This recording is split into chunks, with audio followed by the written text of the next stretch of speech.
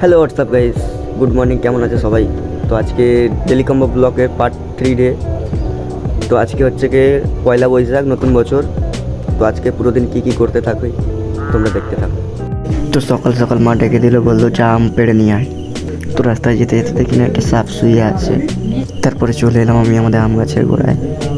তারপর আমটাম পেড়ে নিয়ে গাছের থেকে লেপে গেলাম। এই দেখো আমি আম পেড়েছি।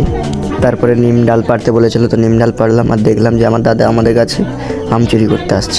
তারপর সব কিছু নিয়ে বাড়িতে চলে আসলাম। তো আমি এখনও ব্রাশ করে নিই, ব্রাশটা করে নেবো।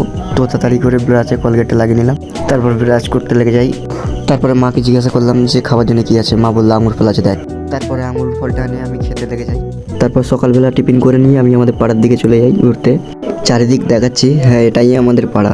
তো কালকে রাতে ওদের বাড়িতে চুরি করতে গিয়েছিলাম বলে আজকে ধরা নিয়েছে। তো তারপর কাকাদের বাড়িতে চলে গেলাম। তো কাকা বলে তুই গামছা পরে এসেছিস কেন?